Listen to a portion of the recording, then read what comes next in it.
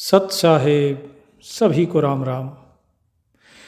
परमात्मा को तीन प्रकार के लोग पसंद आते हैं। प्रेम तो प्रभु सबसे करते हैं, लेकिन इन सभी में तीन प्रकार के जो लोग हैं वो उन्हें बड़े ही प्रिय होते हैं। पहला है साधु, दूसरे सती और तीसरा सूरमा। सूरमा अर्थात जो सूरवीर है, योद्धा है, जो रण में लड़ता है, उसे कहते हैं सूरमा या सूरवीर या सूर।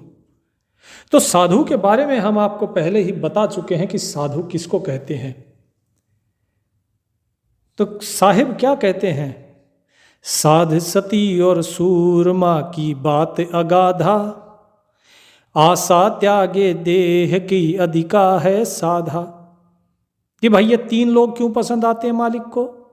क्योंकि इनकी बात ही अलग है, इनकी बात ही निराली है, अगाध है।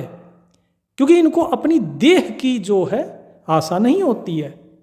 आमतौर पर लोग क्या है, अपने शरीर के बारे में सोचते हैं, सब कुछ इस शरीर के लिए करते हैं, वो कभी विदेह नहीं हो पाते।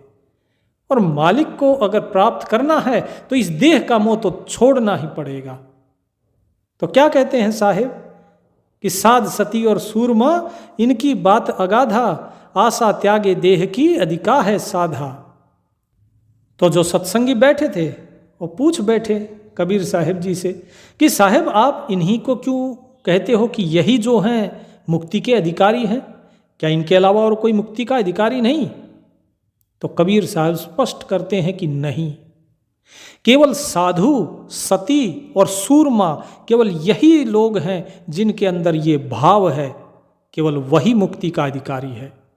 या तो साधु भाव जिसके अंदर है वो, या जिसके अंदर सती भाव है वो। सती यहां पर स्त्री के लिए कहा गया है। सती कौन होती है इस चीज के बारे में हम आगे चर्चा करेंगे।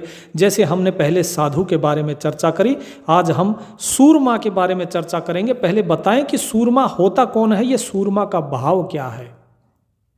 क्या कहते हैं साहिब साधु सती और सूरमा के बारे में कि साध सती और सूरमा इन सम कोई नाही, अगम पंथ में पग धरे नहीं ठाहर नाही।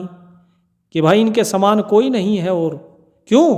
क्योंकि ये सिर्फ उस परमात्मा के पथ पर आगे ही पैर रखते हैं, ये पीछे नहीं हटाते। अगर ये पीछे हटा लेंगे पैर, फिर इनके लिए कोई जगह नहीं, ना लोक में ना परलोक में। क्योंकि ये परलोक जा नहीं सकते और इस लोक में इनको फिर निंदा सहनी होगी। तो इनके लिए दोनों ही लोकों के रास्ते बंद हो जाते हैं। साध सती और सूरमा कभी पीठ न फेरे, उनका मुख नहीं देखिए जो उल्टे हेरे। ये कभी पीठ नहीं फेरते हैं, और यदि इनमें से कोई उल्टा मुड़ भी गया तो उसका कभी मुख नहीं देखना चाहिए। क्योंकि फिर वो साधु नहीं है, वो असाध है। फिर वो सती नहीं है, फिर वो सूरवीर नहीं है, वो कायर है। साध सती और सूरमा ज्ञानी गजदंता, ये चारों निकले नहीं जुग जाए अनंता। कि साधु, सती और सूरमा ये ऐसे ज्ञानी हैं जो हाथी के दांत के समान है। जिस प्रकार जीते जी हाथी का दांत नहीं निकल सकता, इसी प्रकार जीते जी साधु, सती और सूरमा ये तीनों अपने रास्ते से नहीं हट सकते। इसीलिए कहा ये चारों निकले नहीं जुग जाए अनंता। चाहे युग बीत जाए, लेकिन जब तक ये जीवित हैं ये कभी पलटते नहीं हैं, ये निकलते नहीं अपने रास्ते पे। रास्ते से ये अपने रास्ते पर ही चलते हैं। फिर आगे क्या कहा साहिब ने साधु सती के बारे में कि साध सती और सूरमा मुख मोड़ न भागे, भागे तो फिर हो बुरे साहिब के आगे। कि भाई ये पीछे नहीं मुड़ते हैं, क्योंकि इनको पता है अगर ये वापस हो गए, मुड़ गए अगर ये साहिब के रास्ते से, तो इनको साहिब के आगे लज्जित होना पड़ेगा, बुरा बनना पड़ेगा। साध सती और सूरमा इनका मता अगाधा, आगे ही को पग धरे पीछे लागे दागा। क्या कहा कि साध सती और सूरमा इनका मता अगाध, बहुत अगाध है भाई इनका मत। क्योंकि ये आगे ही पग धरते हैं, क्योंकि पीछे अगर ये हुए तो इनको दाग लग जाएगा। तो ये महिमा बताई है साधु की, सती और सूरमा की। तो अब आगे देखिए, सूरमा के बारे में जब साहिब से पूछा जाता है कि सूरमा के बारे में आप जो कह रहे हैं, आपने साधु के बारे में बताया, सूरमा सती के बारे में भी बताइए। तो साहिब पहले बताते हैं सूरमा के बारे में कि पहले सूरवीर सूरमा को सुनो कि सूरमा कौन होता है और क्या करता है, कैसे होता है, उसका क्या स्वभाव है। जो सूरवीर स्वभाव का व्यक्ति है वही मुक्ति प्राप्त कर सकता है। तो पूछा कैसे, तो कहते हैं आगे ही को पग धरे सोई है सूरा, कि कौन है सूरवीर, जो रण में आगे ही पैर धरे वापस नहीं मुड़ता। आगे ही को पग धरे सोई है सूरा, कायर डर के भाग ही जू भागे कूरा। जैसे हाथी को देख के कुत्ता भाग जाता है, इसी प्रकार कायर युद्ध को देखकर भाग जाता है, उसके बस का नहीं है युद्ध करना। इसीलिए सूरवीर जो है वही आगे बढ़ता है। और सूरवीर की पहचान बताते हैं आगे, सूरा सोई जानिए जो जूझे दिन राती, काल डरे उसे देख कर जोरा ना खाती। कि सूरा तो वही है जो दिन रात युद्ध कर रहा है, उसको देखकर काल भी डरता है, और जोरा जो है वो भी उसको नहीं खाती, उसके पास नहीं फटकते हैं ये। गगन नगाड़ा बाजिया लगे घाव निशाने, रण में पुकारे सूरमा चला दाव लगाने। कि युद्ध का नगाड़ा बजता है, चाहे अनेकों घाव लग जाए उसके, लेकिन फिर भी सूरमा पुकारता है कि आओ चलो युद्ध के लिए। वो ललकारता है और अपने जीवन का दाव लगाने के लिए चल देता है। उसको इस शरीर से मोह नहीं होता, उसको केवल अपना कर्तव्य पालन करना होता है। कर्तव्य को ही वो सबसे उत्तम मानता है, इस धर्म को ही अपना जो है उसे सबसे उत्तम मानता है। बोले सूरा सो पहचानिए हरि हेत लड़े जो, पुरजा पुरजा कट पड़े नहीं खेत तजे जो। वाणी में भी आता है गुरु ग्रंथ साहिब जी में सिखों के, सूरा सो पहचानिए जो लड़े दीन के हेत, पुरजा पुरजा कट पड़े तऊ न छाड़े खेत। वही साहिब बता रहे हैं कि जो उस ईश्वर को, प्रभु की भक्ति में जो सूरवीर जो चल रहा है, उसका चाहे पुरजा पुरजा कट जाए तब भी वो अपने रण क्षेत्र को नहीं छोड़ता है, अपनी युद्ध भूमि को नहीं छोड़ता है। भक्त का अपना अलग युद्ध होता है। जिस प्रकार सूरवीर युद्ध में लड़ता है, उसका चाहे पुरजा पुरजा कट पड़े, इसी प्रकार भक्त का अपना एक अलग युद्ध क्षेत्र होता है, जहां वो जूझता है अपने शत्रुओं से, लेकिन प्रभु के प्रेम को नहीं छोड़ता, चाहे उसका पुरजा पुरजा कट जाए। और बताते हैं, सूरा सोई जानिए बिना ढाल लड़े जो, जूझे रण के माह तन का मोह तजे जो। तन का मोह त्याग देता है और युद्ध में लड़ता है, वो बिना ढाल के लड़ता है। उसके पास ढाल नहीं है फिर भी वो लड़ेगा। मस्खरों की भीड़ में कुछ कहा न जाई। अब साहिब पूछते हैं, साहिब से पूछा किसी ने कि प्रभु आपने ये तो बता दिया कि ये जो सारे लोग हैं, ये सारे जो गुण बताए, ये आपने सूरमा के, सूरवीर के गुण तो बता दिए, लेकिन जब तक युद्ध होगा नहीं तब तक कैसे पता लगेगा कि सूरवीर कौन है और कायर कौन है। हर कोई किसी से पूछो, बोले भाई भक्ति मार्ग में सब कहेंगे हाँ जी हम भी भजन करते हैं, हम भी भगत हैं, कैसे पता लगेगा। तो साहिब कहते हैं, मस्खरों की भीड़ में कुछ कहा न जाई, जूझेंगे मैदान में या डर के भग जाई।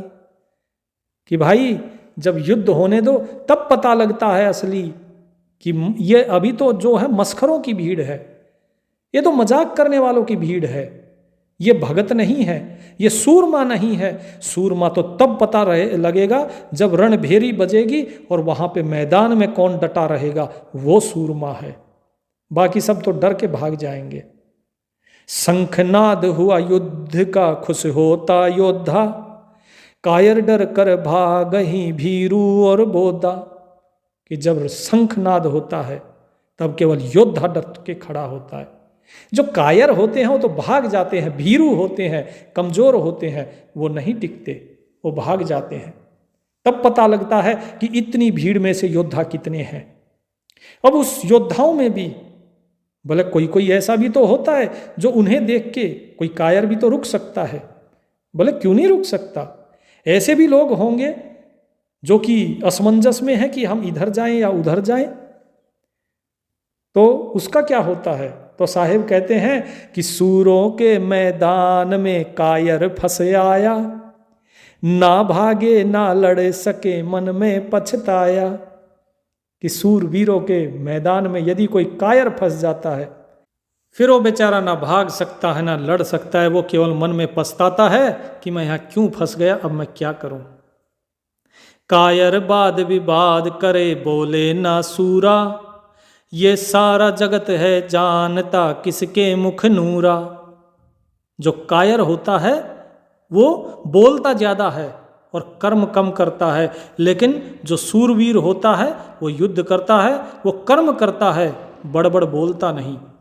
और ये सारा जगत जानता है कि भाई किसके चेहरे पे तेज है, ये तो दूर से ही दिखाई दे जाता है। युद्ध करने तो बहुत आते हैं लोग, अस्त्र शस्त्र लेके चलना ये कोई बड़ी बात नहीं है, लेकिन असली योद्धा तो वो है जो युद्ध में पीठ ना दिखाए। लड़ने को सब ही चले ले शस्त्र अनेका, साहिब आगे आपने जूझे कोई एका। रण ना छोड़े सूरमा जूझे दल माही, आशा जीने मरने की दिल में नहीं आई। कि भाई लड़ने के लिए सब चलते हैं, लेकिन जो रण को छोड़े नहीं और चाहे दो दो दलों से क्यों ना युद्ध करना पड़े, वो दल के अंदर सेना के अंदर युद्ध करता है, अपने जीने मरने की आशा कभी नहीं रखता अपने दिल में कि मैं जीऊंगा या मरूंगा, बोले मुझे सिर्फ युद्ध करना है। असली योद्धा वो है। अब तो जूझे ही बने नहीं तो घर दूरा, साहिब को सर सौंपता चिंता नहीं सूरा। कि अब तो युद्ध ही करना है जब युद्ध भूमि में आ गए, क्योंकि अगर युद्ध नहीं किया तो घर दूर है। कहने का अर्थ यह है कि जो भक्ति मार्ग में चल पड़ा, उस सूरमा को तो अपने सारे विकारों से युद्ध करना ही पड़ेगा। अगर युद्ध नहीं किया तो युद्ध हार जाएगा और उसका जो घर है, उस साहिब का जो घर है, वो दूर रह जाएगा। तो एक बार परमात्मा को अपना ये शीश जो है ये अर्पण कर देता है कि अब मेरा जीवन ये आपका हुआ, अब कुछ भी हो मेरा जीवन आपका हुआ, अब मैं इस रास्ते से पीछे नहीं हटूंगा। उसके बाद सूरवीर कभी कोई चिंता नहीं करता है। तो ऐसा व्यक्ति होना चाहिए, वही भक्ति मार्ग पे चल सकता है, कायर नहीं चल सकता है। अब इसके आगे जब कबीर साहिब जी से पूछा जाता है कि प्रभु युद्ध में तो जो योद्धा होता है उसे घाव भी लगते हैं, चोट भी लगती है, इस भक्ति मार्ग में भी तो चोट लगती होगी ना। तो साहिब क्या कहते हैं कि घायल होकर गिर पड़े पर लेवे न ओटा। ओटा मतलब ओट, सहारा छिपता नहीं है घायल होने के बाद भी।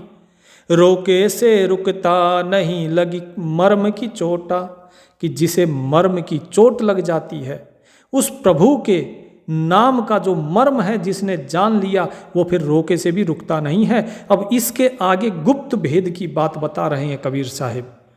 क्या कहते हैं, घायल की गति और है औरों की ओरा, प्रेम बाण हृदय लगा है कबीरा ठोरा। कि घायल की गति और होती है और जो बाकी जो सूरवीरों के अलावा जो हैं उनकी गति और है, क्योंकि घायल अगर भक्ति मार्ग में हुआ है और अगर वो रह भी गया, अपने लक्ष्य को प्राप्त नहीं भी कर पाया, तो भी उसे फिर से मनुष्य जन्म मिलेगा, फिर से वो भक्त बनेगा और उसकी मुक्ति होनी निश्चित है। लेकिन बाकियों की नहीं, क्योंकि जिसके हृदय में एक बार प्रेम का बाण लग गया, वो उस कबीर के ठोर पे उसके धाम में पहुंच जाता है। यहाँ कबीर कौन है, कबीर का धाम कौन सा है? यहाँ कबीर का धाम है वो सतलोक, वो साहिब का लोक, वो अमर लोक। फिर क्या कहते हैं, धड़ से शीस उतार के डालो ज्यों ढेला, कोई सूरा साहस करे घर जाने का खेला। कि अपने शीस से धड़ उतार के ऐसे पटक दो जैसे कोई मिट्टी का ढेला हो। उसके लिए चिंता मत करो, अपने साहिब को सौंप दो। जिस प्रकार सूरवीर अपने शीस की चिंता नहीं करता कि मेरे धड़ पे शीस रहेगा या नहीं रहेगा, इसी तरह भक्त को भी चिंता नहीं करनी चाहिए। केवल अपने लक्ष्य की तरफ ध्यान रखो तो निश्चित पहुंचोगे। और यदि कोई ऐसा साहस कर सकता है, वही सूरवीर अपने घर जाने का ये खेल जीत सकता है। नहीं तो इसी युद्ध भूमि में कितने ही मर जाते हैं, कितने ही खप जाते हैं। लेकिन वो भी वीर गति को प्राप्त होते हैं, वो भी सम्मान पाते हैं। मुक्ति उनकी भी होती है, चाहे कोई जीते चाहे कोई हारे। आगे क्या कहते हैं साहिब? सूरासी से उतारिया छोड़ी तन आशा, गुरु हुए गद गद जब आवत देखा दासा। कि जब कोई सूरवीर अपना शीस उतार देता है, अपना चाहे शीस कटवा ले, लेकिन कभी इस तन की आस नहीं करता कि मैं जिंदा रहूंगा या नहीं। वो अपनी प्रेम भक्ति में अपना शीस तक कटवाने को तैयार है। जैसे मंसूर, जैसे मीरा ने जहर का प्याला पिया, जैसे भक्त प्रहलाद, जैसे कबीर साहब, अनेकों अनेक उदाहरण हैं जिनके ऊपर कितने ही अत्याचार हुए, लेकिन कभी उन्होंने अपने प्रेम भाव को नहीं छोड़ा, कभी उन्होंने प्रभु के सुमिरन को नहीं छोड़ा। और जब ऐसे दास को आते हुए जब प्रभु देखते हैं तो उनके गुरु जो हैं गदगद हो उठते हैं कि ये मेरा शिष्य है। एक गुरु के लिए इससे ज्यादा सम्मान की बात क्या होगी कि जब अपने दास को देखकर, अपने शिष्य को देखकर गुरु गदगद हो जाते हैं कि ये मेरा शिष्य है, जिसने सिर कटवा दिया लेकिन पीछे नहीं हटा। लेकिन आजकल के लोग थोड़ा सा कष्ट आता नहीं तो कहते हैं हे भगवान, हम इतना मेहनत करते हैं, इतना भजन बंदगी करते हैं, हमें इतना कष्ट क्यों होता है। वो देखो सामने वाला, वो हमेशा गलत कार्य करता है, वो बड़ा सुखी है और हम दुखी हैं। लेकिन सूरवीर, सूरमा कभी इस प्रकार की कभी लांछन नहीं लगाता, इस प्रकार की शिकायतें नहीं करता है। वो सिर्फ अपने खेल में लगा रहता है, अपने युद्ध में लगा रहता है।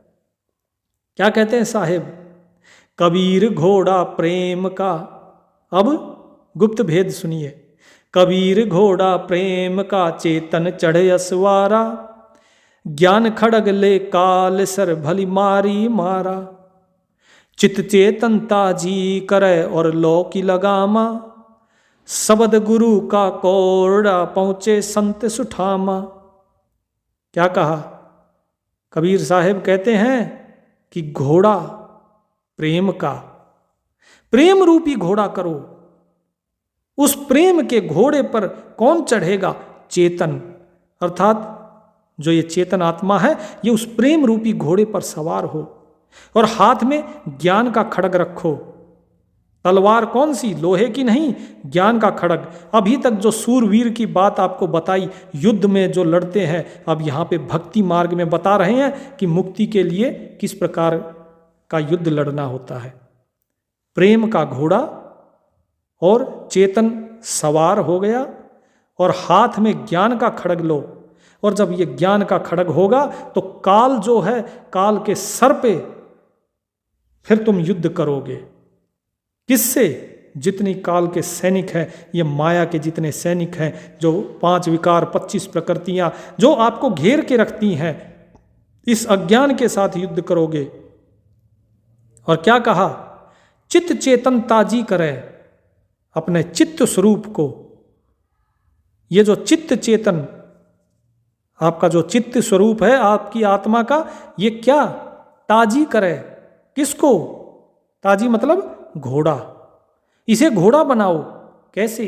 घोड़ा तो प्रेम का बताया, अर्थात इस प्रेम को अपने चित्त में धारण करो, अपने मन में इस प्रेम को धारण करो। अभी जो मन ईर्ष्या द्वेष बैर भाव में घूम रहा है, उसको प्रेम उसके अंदर भरो, फिर उसे घोड़ा बनाओ, प्रेम का घोड़ा। किसको? चित्त को। और लो की लगाम लगाओ, लगाम भी तो होनी चाहिए। अब ये लो क्या है? उस परमात्मा के साथ अपनी सूरत को मिलाना, तार लग जाना, उसे कहते हैं लो। जैसे दिया, दिए की लो कभी देखिएगा एकदम सीधी हो जाती है, जब कोई इधर उधर कोई हवा नहीं चलती तो एकदम सीधी जलती है। ठीक इसी प्रकार लो जो है एकदम सीधी उस परमात्मा के लिए होनी चाहिए, इधर उधर भटके नहीं। और गुरु का जो शब्द है, जो तुम्हें नाम दिया है, वो क्या है? कोड़ा है।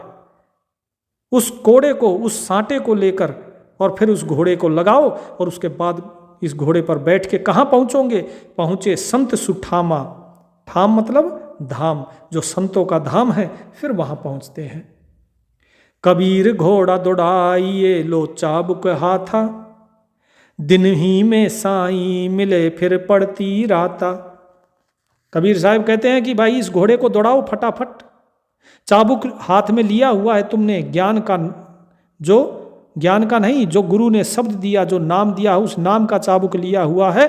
उस नाम का चाबुक चलाओ और इस घोड़े को दौड़ाओ और दिन ही दिन में साईं से मिलो, क्योंकि इसके बाद रात आ जाएगी। दिन ही दिन में अर्थात जब तक तुम्हारे अंदर ज्ञान है, प्रेम का प्रकाश है, तभी तक वो परमात्मा मिलेगा। अगर इसके बाद अगर तुम्हारे मन में समय ज़्यादा हो गया और मन में प्रेम अगर घट गया और ये ज्ञान रूपी प्रकाश अगर कम हो गया तो अज्ञान बढ़ना शुरू हो जाएगा, फिर प्रभु से नहीं मिल पाओगे। फिर उस रात्रि में नहीं कुछ तुम्हें दिखाई देगा अंधकार में। इसीलिए इस दिन के ज्ञान के उजाले में उस परमात्मा को प्राप्त कर सकते हो, इस प्रेम के उजाले में। हर घोड़ा ब्रह्मा कड़ी विष्णु है पीठ पलाना। क्या कहा?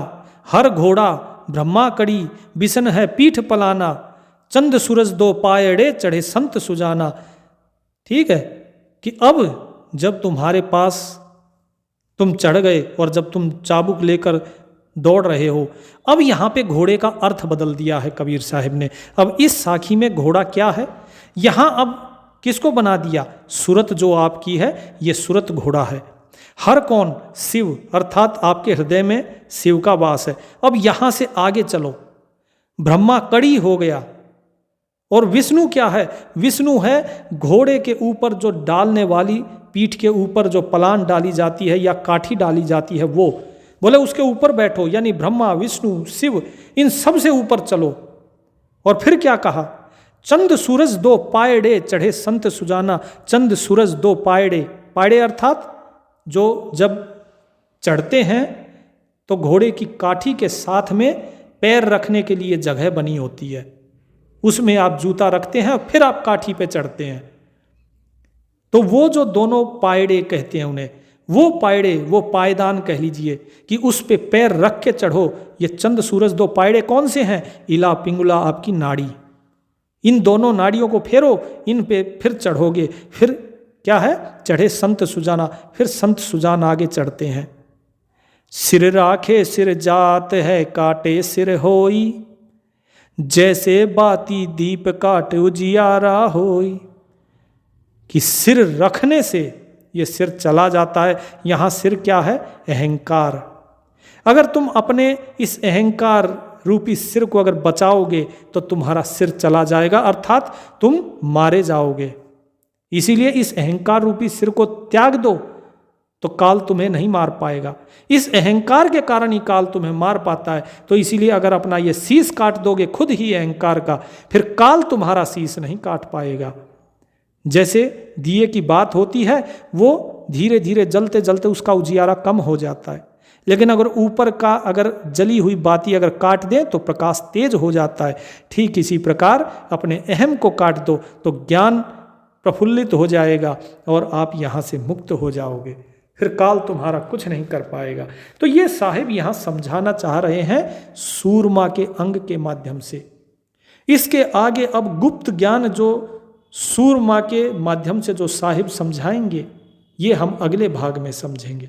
तब तक प्रभु का नाम लीजिए और उसकी मौज में रहिए। सत साहिब।